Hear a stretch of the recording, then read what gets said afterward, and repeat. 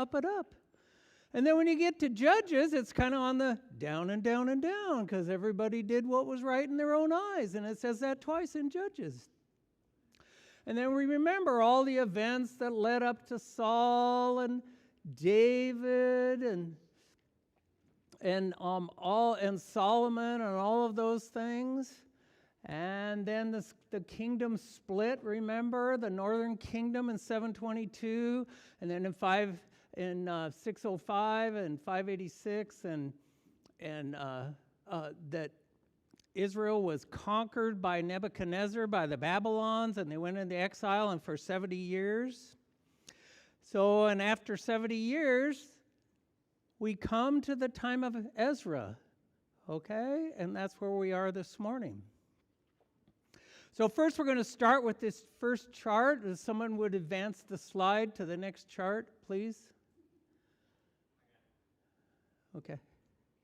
So there at the top of your page, you'll see two charts. You actually see two in one, and that's the way it is on the church website also, is that they kind of combine the two because they're so closely tied. So you see on the left the book of Ezra, which we're going to do first, and you notice it's divided into two parts. It's the restoration of the temple, and then the second part is the reformation of the people. So then underneath the restoration of the temple, that's divided into three parts, which we discuss along the way. And this restoration part is all part of the first return to Jerusalem. From Babylon to Jerusalem. And that's in those dates there at the bottom of the page. And then there's a break in time, and then there's the reformation of the people there in chapter 7, and the second return of Ezra, based on those dates, and we'll be talking about those more. And then you get into the book of Nehemiah, and remember, Ezra only dealt with the temple itself. In the book of Nehemiah, it deals with the walls, the gates, and the city itself as prophesied by Daniel when we did Daniel last week. And then finally, after all of that work is done, then finally there's a dedication of everything. The people, the walls, the temple, and everything is at the end of Nehemiah. So with that, we'll start it out with Ezra and move through those books. So the book of Ezra, the historical setting, and the date. So the date is 538 to 457 BC. The book records the fulfillment of God's promise to restore Israel to her land after 70 years of captivity, as said in Jeremiah 25 and Jeremiah 29 and Isaiah 44, if you were to look those verses up.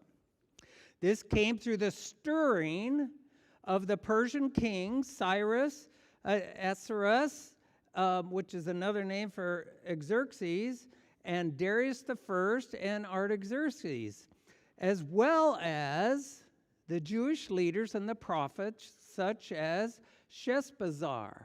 Okay?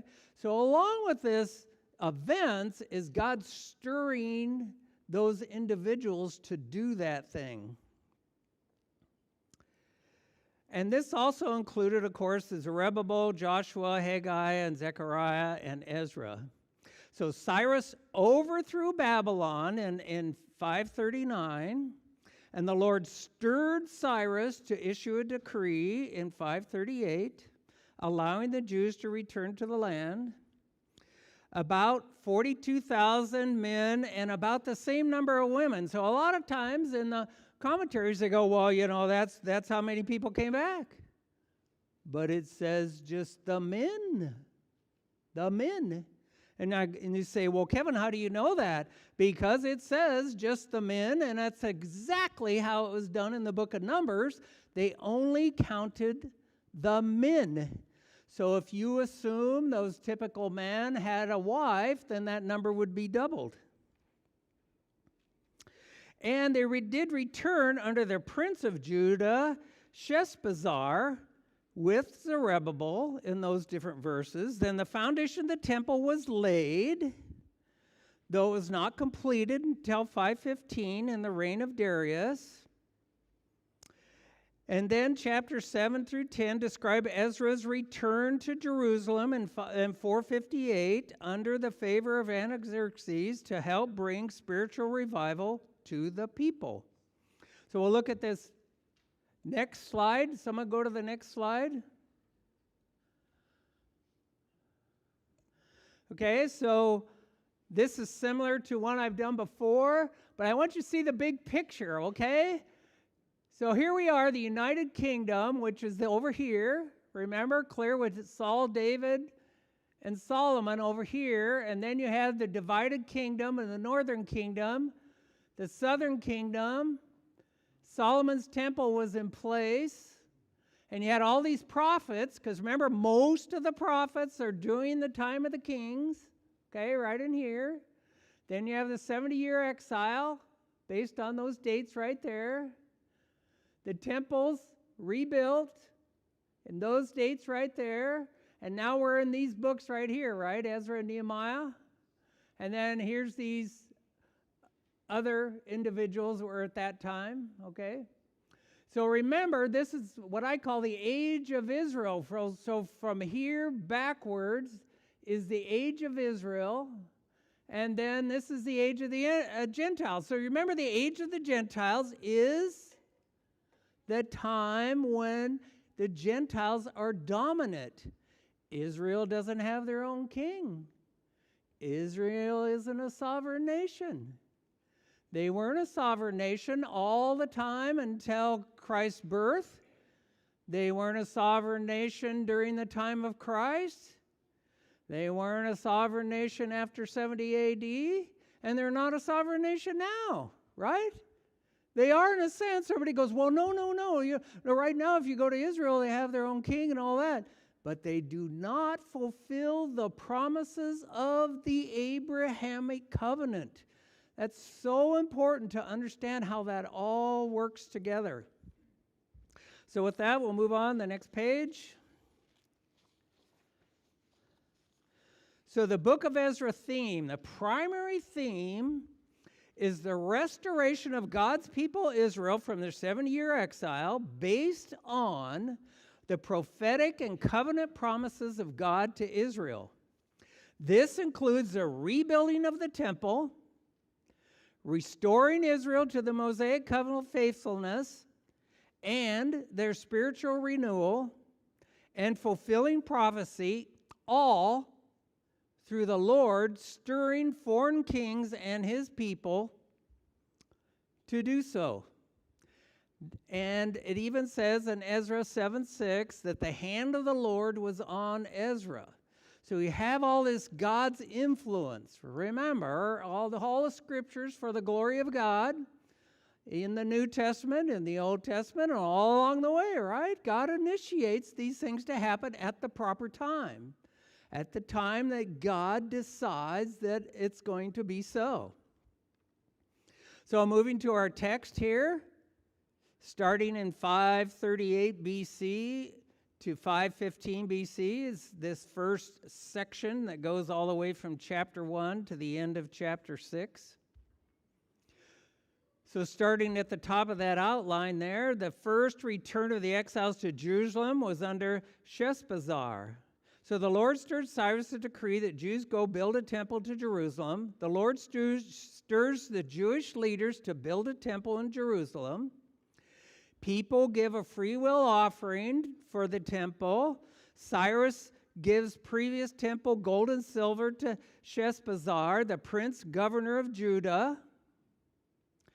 Sheshbazzar brings gold, silver, and exiles from Babylon to Jerusalem. Verse 11, the returning exiles to Jerusalem number 42,000 beside the women. Remember, it's more with the women. And besides the 7,000 male and female servants and all the animals that went with them. Some heads of households give gold, silver garments as free will offering, and then the priests and people all live in their cities. So they go to Jerusalem, but there's all the surrounding cities that they spread out to.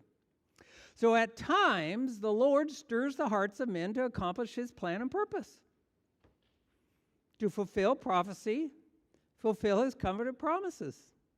Persian King Cyrus and the people of Babylon contribute gold and silver to build the temple. That's a summation. So part B there, renewal of offerings, festivals, and worship. So we won't read the outline, we'll just read what's down there below to summarize. First, in 538, the people are building an altar and offer burnt altar offerings to the Lord. So this is before the temple's even started. Then in 536, 2 years later, the people lay the foundation of the temple. And then in C, opposition by Israel's enemies towards the building of the temple. So skipping down to the comments there, the local people discourage Israel from building and appealed to Ahasuerus, meaning another name for Xerxes, the king. The king decrees that the work on the temple stop. Then work on the temple in Jerusalem ceased for 16 years. Long time. From 536 until the second year of Darius the king, 520 BC. Moving on. Part D. When Haggai and Zechariah prophesied to the Jews, they began to build the temple. So, looking at the comment area, then Haggai and Zechariah, we already studied them, remember? Just a few weeks ago, we went over them. They prophesied, and they overlap this time of Ezra. They prophesied to the Jews that they began to build the temple. The local governor writes a letter to Darius the king with Israel's reasons for building. The letter asks that the king search for a previous decree of King Cyrus to rebuild the temple. Then part E there, the decree affirmed by Darius and the temple completed. Going to the comments. Then Persians searched the Babylonian archives made for the decree of Cyrus. It is found and read. Darius the king follows the decree and even helps fund the temple's construction. The temple is completed in the 6th year of Darius the king. There in 515 BC, actually, you can assign a date of March 12th. The temple was dedicated, the priests are appointed to service of God, and the exiles observe the first Passover. So, man, things are happening, man. It's moving along. And then we have this little bit of break in here, because most commentaries will mention this, that there's a break, and the whole book of Esther fits within this time, okay? And so to find out about that book, of course, you just need to go to the previous equipping hour that Vincent did on Esther and find out those details of that. So the book of Esther is from 483 to 473, and the completion of the temple in 515, and the return of Ezra in 458, about a 58-year gap. And this overlaps the reign of the Persian king Ahasuerus or Xerxes, and a key person in Esther. So if you go to Esther, it talks about this same king that is talked about here in Ezra. So also King Ahasuerus is briefly mentioned in Ezra chapter 4, verse 6, at the beginning of his reign, about 486 BC. Then moving to I, the return of Ezra and the reformation of the temple. So looking at the comments, then Ezra the scribe goes from Babylon to Jerusalem in the 7th year of Artaxerxes in 458. The genealogy from Ezra back to Aaron is given for 17 of the 23 generations. Okay? So this is kind of controversial because they're going, some commentators say, well, he only shows 17 generations, and in 1 Chronicles 6, it shows 23 generations, so there's an error there. Well, do you know that the same person that wrote Ezra wrote Chronicles? Oh, so Ezra knew there was 23 generations, but for some unknown reason, he decided to only call out 17 of those generations. Then Artaxerxes issues a decree for Ezra's return to Jerusalem in the name of God and helps fund the work of building the temple, whatever it's required. Do you ever notice that in these books this morning and in previous times, that God stirs these kings to give the gold and silver and whatever it takes to do his work for the people, right? When Egypt came, and when Israel came out of Egypt, right? They looted all the Egyptians, and they used that gold once they were in the wilderness. They built the tabernacle and everything with it and all the utensils from all the gold and valuables that they got out of Egypt. In the same way, they're doing that now, okay, in this book. Then moving down, Ezra's return journey to Jerusalem in chapter 8. Then Ezra leaves Babylon with the people, and the hand of the Lord is with him, or with them. They sacrifice burnt offerings to the Lord and deliver king's edicts to the local satraps and governors, who then supported the people in building the temple. So remember, the local people were against Israel. They're like, we don't want you to do this. What if you come to power? What if, you try to destroy us? What if? And so they complain, and they tell the king that all that Israel's doing, and they try to undermine all the work of Israel. But of course, God's involved, and he makes things happen. So moving to the next page. Okay, chapter 9, the people's sin of intermarriage with foreign wives. In the comments, then the Jewish rulers say, the people, the priests, and the Levites have committed abomination by intermarrying with foreign wives. Ezra tears his robe and confesses to God Israel's sin, as said in Deuteronomy chapter 7.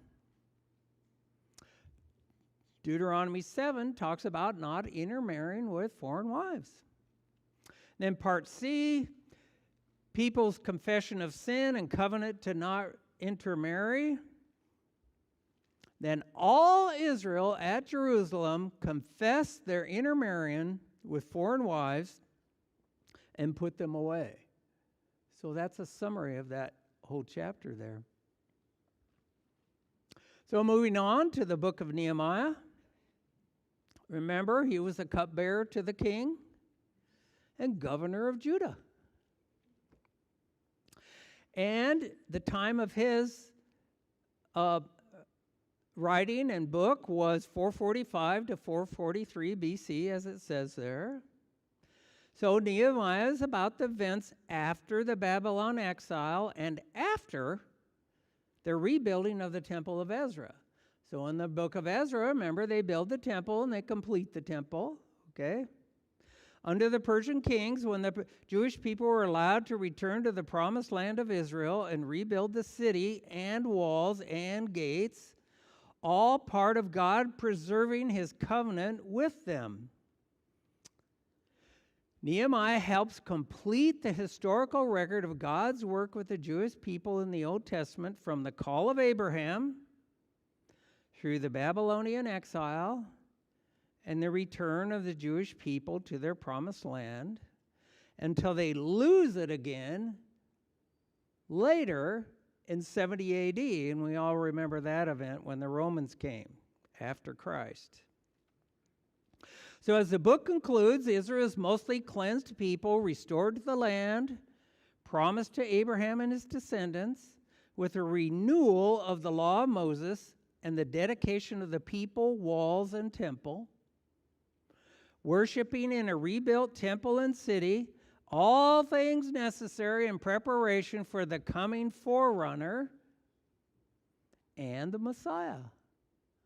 So all things kind of put back in order, right? The laws reestablished, the people are living by the law, at least mostly, and everything's going pretty good. Then the theme of the book. The primary theme completes the restoration of God's people Israel from their 70-year exile. Based on the prophetic and covenant promises of God to Israel begun under Ezra's leadership. And the book also marks the beginning of Daniel's 70 weeks in Daniel 9. So remember last time I'd spent quite a bit of time on Daniel 9 trying to explain all what's in there, which is the key text for the 70 weeks. Based on King Artaxerxes' decree to rebuild Jerusalem in 444 BC. So if you're not familiar with all the details of those dates and which date to pick and all that, if you go to Daniel 9, I have most of the reasoning there why 444 BC is the best date for starting the 70 weeks. Okay? Then moving down, Israel's plight and Artaxerxes' decree to rebuild Jerusalem. So at the bottom, Nehemiah asks friends status of the people in captivity in the city of Jerusalem. Then he prays and confesses and petitions God concerning Israel's sin. Nehemiah, as a cupbearer, asks the king permission to go rebuild Jerusalem. Okay? Based on, and this is what he said, there's a quote here, "Why should my face not be sad when the city, the place of my father's tombs, lies desolate and its gates have been consumed by fire?" Artaxerxes grants Nehemiah permission to go with letters to rebuild Jerusalem in chapter 2 there. Then he decrees to restore and rebuild Jerusalem in 444 BC, which was prophesied by Daniel in chapter 9 of Daniel, like we said before. The 70-week decree for Daniel's people Israel given by Gabriel in Daniel 9. So moving on. Nehemiah travels to Jerusalem and surveys the city. He travels to Jerusalem, surveys the walls and the gates of the city. Kind of reminds me of any kind of contractor who's going to do the work. The first thing he comes in, he looks around and says, "Okay, I see what needs to be done." Then Nehemiah proclaims, "You will see the bad situation we're in, that Jerusalem is desolate and its gates burned by fire. Come, let us rebuild the wall of Jerusalem so that we will no longer be a reproach," in those verses there. Then the rebuilding of the walls and gates of Jerusalem by the people by family begin rebuilding the walls and gates. Then the people are assigned by family and they begin rebuilding the walls and gates first. That's the main thing they do there. Then comes, in part B, the Samaritan opposition to rebuilding the wall, but the rebuilding continues anyway. Samaritans mock the Jews' work, but Nehemiah prays to God, and the people build wall to half its height. So now the wall is completed to half its height. Still a lot of work to get that done, but it's only completed to half its height. Then the Samaritans conspire fight to stop work, but the Jews prayed to God and set up guards and told not to fear because the Lord was with them and would fight for them. So they're encouraged. Then the people return to building and defend themselves with guards. So all that's goes on for a while. And then the complaint about food and usury from the people of Israel. The people cry out concerning the lack of grain and imposed usury by lenders. Then Nehemiah confronts those lenders exacting the usury. The lenders promise to eliminate the usury. And Nehemiah recalls his 12-year term of governorship and his food sacrifice extending from 444 to 433 BC. So usury is just kind of like tax or whatever, or interest. It's probably more like interest on money loaned and how that all works. Then in part D, finishing the walls of gates, the Samaritans falsely accused Nehemiah of conspiring to be king of Israel, and that he had appointed prophets to proclaim him as king. So they make these false accusations to kind of justify why they should stop doing the work. But the Samaritan treachery fails. Finally, the wall is completed in 52 days with the help of God in September of 444 BC. So it was really completed really fast once Nehemiah got there and started doing the work. Okay, the next page. The genealogical record, reading of the law, and the confession and oath of Israel. So once the wall was rebuilt, and the doors are set up, and the gatekeepers and the singers and the Levites appointed, Nehemiah assembles the people, numbers them with genealogical records, just like Ezra 2, and then numbers returned exiles without genealogical records. So first, all the ones that had records of being a Jew and all the ones that don't have records of being a Jew. The whole assembly of men, 42,000, not including women, who would double this number, of course, like we said before, besides male and female servants and singers and livestock. And then comes the reading of the law of Moses by Ezra. So here's Ezra in the book of Nehemiah. Do you notice that? Then in the comments, then all the people gathered, and Ezra the scribe and priest brought the book of the law and read it, and blessed the people. Then the people worshiped the Lord. Then the leaders explained the law to the people, and translating it to give the sense so they understood. And this is a lot of times quoted like what expository preaching does, or even a typical Bible study, right? You read the passage, someone helps explain what it means, the interpretation. Why did they do that? So they would understand, and that's what it says in the text. Then Nehemiah the governor and Ezra the scribe priest and Levites tell the people not to weep. Then tell people celebrate a feast, and the people again celebrate the Feast of Booths. So they'd already celebrated the Feast of Passover already, and now they're doing the Feast of Booths, okay?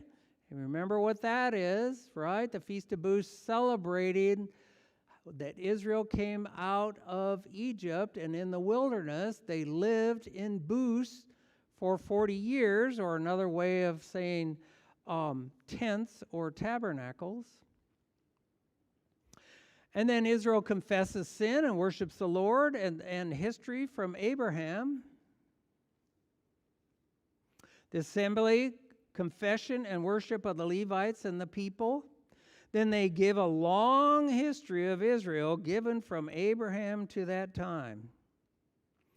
So it's really interesting that over the whole Old Testament, there's places that stops along the way, and there's this remembrance time, and it's like, remember when this happened to you, and then this happened to you, and then this happened to you, and this happened to you, and this happened to you. Now this is in like Deuteronomy, in chapters 4 and 29 that Moses did this kind of thing. In Joshua 24, Joshua did this type of thing. Towards the end of the book, he stops and says, okay, people, remember, all these things happened to you in the past, and now here we are now. Okay? So then, in Ezekiel 20, it did the same thing. Remember, that was during the time of the 70-year exile. And then looking ahead, Stephen in Acts chapter 7 did the same thing. Stephen looked back and says, oh, remember, Israel, that this happened, and this happened, and this happened, and this happened, and this happened, leading up to this time. Okay?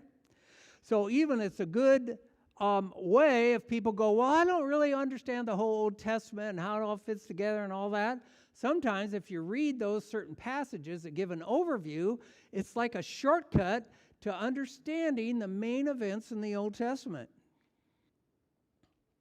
Then Israel's confession and repentance, then because of this, they make a sealed document in writing. Then in part D, the new sealed document by Israel's leaders. Then Israel's leaders are listed who sign the sealed document. Then the rest of the people take oath to obey the law of Moses. When else in history did Israel say they would obey the law? Right? Way back with Moses in Exodus 20 and 19 and 20. We will obey, we will obey. And then what happened? They didn't obey, right? Over time, they gradually slipped away. Moving to the next page. The dedication of the people and walls of the temple. Then the leaders of the people lived in Jerusalem. Then the rest of the people cast lots with 1/10 of the people to populate Jerusalem and 9/10 of the people to populate the other cities around, right? So they wanted to make sure that Jerusalem didn't have too many people in the city, and they wanted to make sure Jerusalem didn't not have enough people in the city. So for whatever reason, they split it out that way. Then the dedicating of the walls of Jerusalem. Then they list the priests and Levites who returned from the exile. So they always do this inventory. They do this census. They do these accounting. And they're going, okay, now who's here? Who are we going to include in this group here? Is there anybody outside this group that should not be here?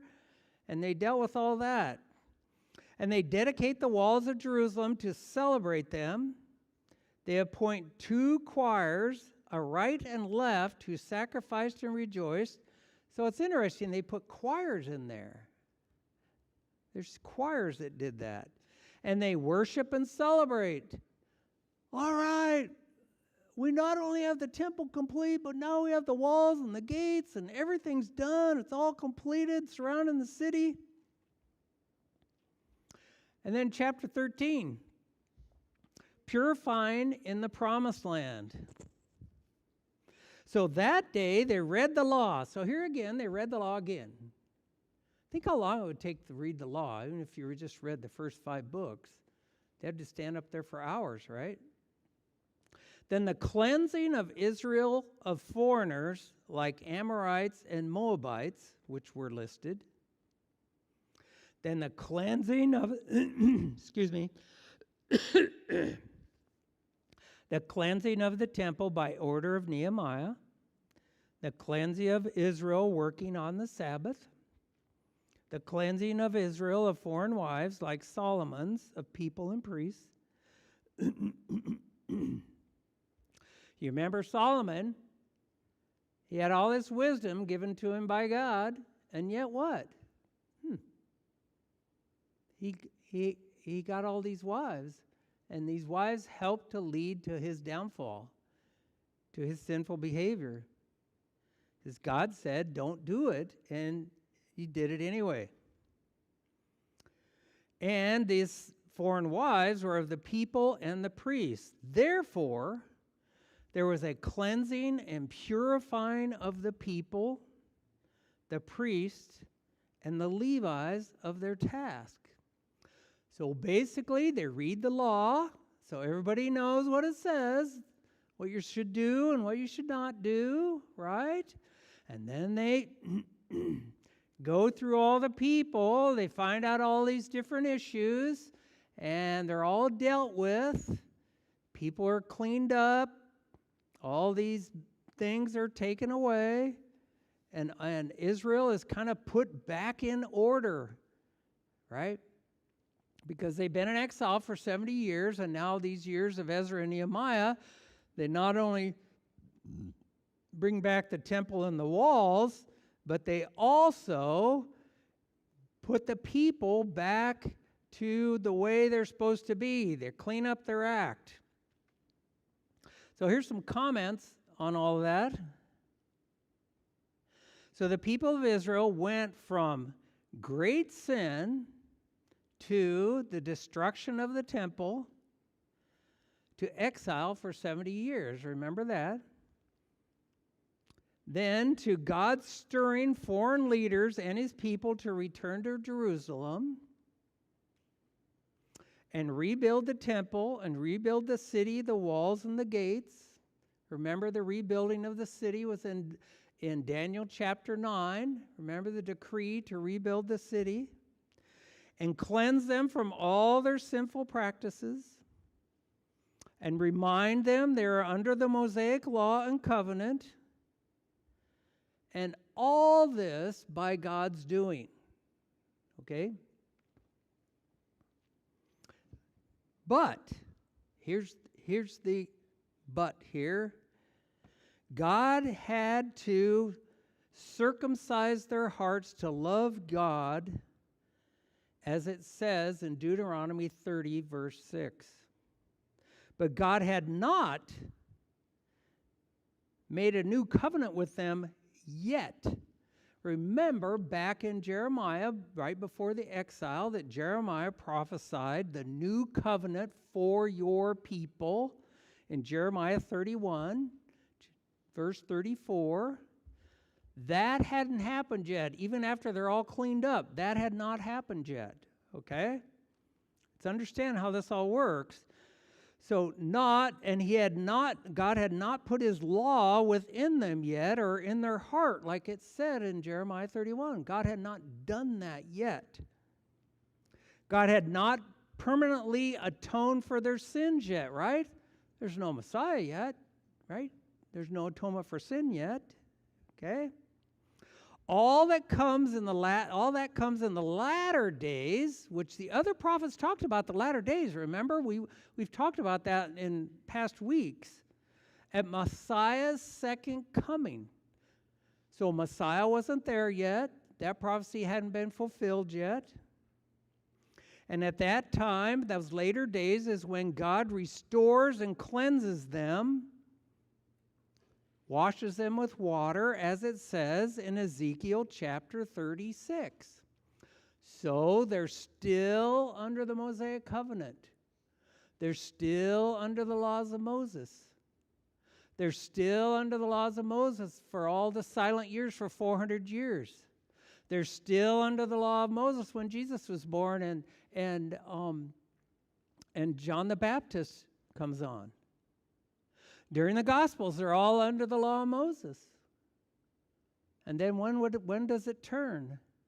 At the Last Supper, Jesus says, "This is the new covenant in my blood." Okay? Do this in remembrance of me. So Jesus initiates the covenant there. A couple hours later, he ratifies the new covenant on the cross by blood, because all covenants are ratified by blood, right? And then the new covenant starts to go into effect. People are saved under the new covenant, not the old. He made the old obsolete. So the new covenant comes into effect. Okay?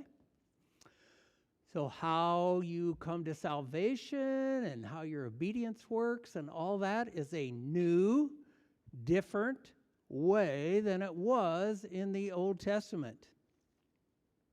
And like it says in 2 Corinthians chapter 3, we're all under the new covenant now.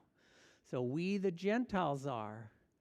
So what happens to Israel because of their sin, like it says in Romans chapter 11, they're partially hardened until Christ comes. When Christ comes, then the new covenant is applied to Israel, and all Israel will be saved. Is that the only place? No. We have in past weeks talked about through the prophets that Israel will be saved and will receive the Holy Spirit and be regenerated and washed and cleaned. And all Israel in the future, when Jesus comes again, all Israel will be saved at that time. Not because they deserve it, okay? But by grace, by undeserved favor of God, and by God's covenant promises, Israel restored to their former glory. And like it says in Ezekiel 36, it will be as the Garden of Eden. When does that happen? At the end of the tribulation period, at the end of Revelation, remember in chapter 20, then the 1,000-year period begins. And that 1,000-year period is the millennial kingdom. The millennial kingdom, Christ is ruling on his throne in Jerusalem. How do we know that? Because Isaiah 12 says that. And Micah 4 says that. Will he be ruling on his throne in Jerusalem on Mount Zion? And all the people will come? Okay. So we know that. So all this stuff is prophesied, doesn't take place for hundreds of years, even a couple thousand years or more, and then it takes place. Well, some people have a problem with that, with the gap idea, because they say, well, why would God prophesy something and not have it come true within a reasonable amount of time? Well, you know, clear back during the time of Joseph in the book of Genesis, it was only 3 days between prophecy and fulfillment. 3 days.